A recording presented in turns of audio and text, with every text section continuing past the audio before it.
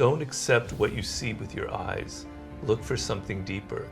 What is the meaning behind this? If you're planning a strategy or making a big decision in your life, what is it that you're not considering? Where's your biggest insecurity in your life? Whether it be when you first started writing books, 20 years ago, to where it is now. Well, I'm very insecure. Really? Yeah, but I try and turn it into something positive. Meaning when I finish a book, I don't really know if it's that good or if it's going to be successful. I'm very worried that I'm not connecting to the reader, to the audience. And so what that does for me is I never kind of rest. I'm never comfortable. I never assume, wow, this is a masterpiece, it's going to do really well.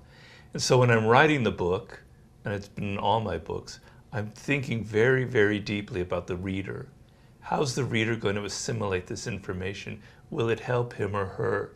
Will it strike a chord? Will it resonate with their life? Will they think of people that they know? So I'm trying to connect very, very deeply to the reader because I'm insecure, because I don't take them for granted.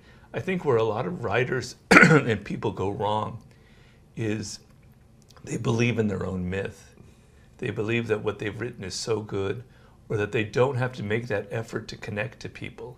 A lot of professors or experts or people who are in a very specific field, they assume that their knowledge is, that other people know what they know, and they kind of talk down to the reader. And I never try to talk down to the reader. I try to elevate the conversation. Right. And what would you say is your main insecurity? Is it a fear of judgment, that people may not like your writing, or they may not like you, or that you're not good enough, or what's the Probably all of that. All of it? Yeah. I kind of grew up that way. My parents were not the type to coddle me or to say, "You're great, Robert," or if it came home with straight A's, it's like, so what? You They can didn't do care better. that much. Oh, Yeah. wow. Even if you got They cared, but you can always do better. Even if you got a perfect score. Oh, yeah. Okay. Could have done it faster. You could have done, Yeah, it's kind of a Jewish thing, I have to say. But, so I never felt secure about my work. Maybe when I was younger, I tried to write. I tried many different forms of writing. I tried writing novels. And I think in my 20s, I was a little more grandiose. I believed that what I was writing was really great, and it wasn't. It kind of sucked. So it's been a process of also getting over that kind of youthful exuberance and, taking more time and thinking more deeply about what you're doing. But I have a lot of insecurities. I mean, that's one of them. And you talk about detaching from our emotions. Yeah. Is there more value in detaching from our emotions, or because we are emotional and insecure, we create better work by holding on to those emotions? Well, that's a great question. Like, if you didn't care, do you think these books would be as good as they are? Well, probably the source, to get back to your first question, the source of my insecurity is I kind of have a desire to please people, to impress them.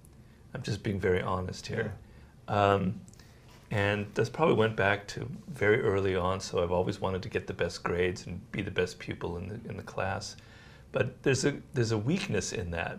It seems great, you're getting straight A's, you're doing well in sports, etc.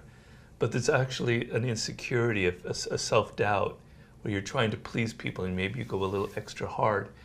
So in that sense, compensating for your insecurities in that way can be a positive thing. So my insecurity by itself could destroy me in that I would never get the effort up to write a book or do something. It would hold you back from putting it out. Yeah, because if I doubt myself, maybe it's better never to try anything. A lot of young people have this problem. They have a negative attitude where they think that, well, if I don't do anything, if I just be a slacker, at least I won't fail, and I can kind of make myself feel better that I'm the best slacker that there is. If you don't try too hard, you're never going to fail. You're never going to have the pain of failure. So that's the negative side of insecurity. But it can also motivate you to try even harder, to actually get work done and to make it something really great and to doubt yourself constantly, you know, which is how I kind of use that. Right. Using the doubt to push yourself to put out better work. Yeah, I mean, it probably, you know, we can get into this, I had a stroke a couple months ago. Probably is what led to this, and is not necessarily a good thing, but I worked so hard on this book. 5 years. 5 years. Obsessing over it, every word, every sentence. Yeah, yeah, and I was thinking, you know, how can I make this more accessible? Because a lot of the information I had was from kind of heavy sources, like psychologists, people who were psychoanalysts who've studied human nature very deeply, and they use a lot of jargon and you can't really figure out exactly what they're saying. And I want to make it readable for the average reader out there. So the effort of constantly trying to connect to people is, I think, comes from an insecurity, but it's turned into something positive. Yeah. And it's This is a great question. I never been asked this before. Yeah. Do you feel like it's worth putting out these books that reach millions of people at the detriment of potential health challenges? Yeah. I mean, if you asked me if I could have a choice of not writing the book and never having this physical problem, I would have chosen writing the book. Really? For sure. Why is that? Because I may be physically crippled a little bit and I'll get over it, but I have this for the rest of my life. I can feel really good about myself. I could die tomorrow and I know that I wrote what I wanted to create. Wow. I expressed what my life was meant to express. So that's a great feeling, that even in the worst depression I could have with my body not responding the way I want, I can feel a great deal of pride that I actually got this thing done and it didn't kill me. Is there a way to create masterpieces Without doing that? and staying healthy and peaceful in your mind? Well, you know, you'd think I would have, because I exercise every day. You swim? I swim. I mean, I'm a fanatic. Even now with my stroke, I'm exercising every day aerobically, and eat well, and I meditate. Wow. And I do everything right. But it still led to this. Yeah, it's a good question. I think my next book, because I am getting older, Yeah. and this happened, I'm going to have to kind of find a better way to do it a little bit. To still write something shorter with a lot of work, but not maybe take 5 years. Right. You know, Take a year and a half, 2 years, maybe 3 years. Yeah. 3 years, maybe 2, 3 years. Yeah. Yeah. Wow. So you're already thinking about the next book? Yeah.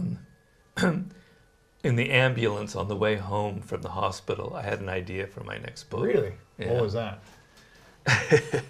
Well, it's very primitive. I've not really totally developed it, but it's about how the bad things in life, how negative things are actually. I mean, it's similar to Ryan's book, but it's a different spin on it.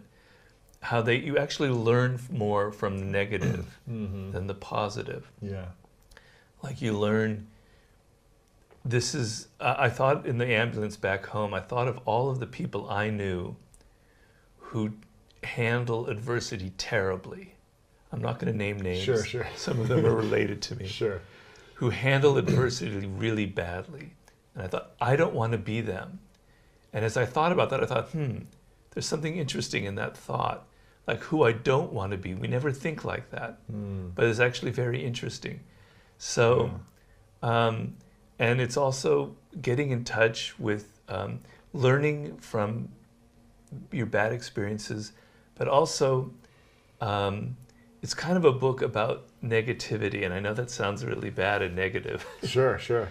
But how we're so attached to what we see in life, to what's in front of us, to what the appearances people have, to their masks they wear. And I want you to think of what isn't there, what you're not seeing, what's invisible. I kind of go into it in the chapter about generations and trends in society. And all my books, I'm trying to tell people, don't accept what you see with your eyes. Look for something deeper. What is the meaning behind this? If you're planning a strategy or making a big decision in your life, what is it that you're not considering? So it's kind of about negative space. I know it's very primitive, but I can promise you I'll turn it into something I'm sure interesting. it'll be beautiful, yeah. Well, in sports, they always talk about, you learn more from your losses than your wins. That's right. Everything's fine when you win. You're like, everything's forgiven. That's right. Like, let's just keep doing it. That's when right. you're losing, that's when you're like, okay, we evaluate everything. That's right. And well, some everything is people out there. don't, so people don't know how to do that. But that's how you have to profit from your losses. I do that with things I've written that didn't quite work out. I've written books that I had to completely rewrite that were dead ends. Like the 50 Cent book. I had a version of that book that we did together that wasn't working at all. And I learned a lot from what I did wrong there. I learned, for instance, the problem of that book in its first version was that I wasn't being myself. I was trying to please him more.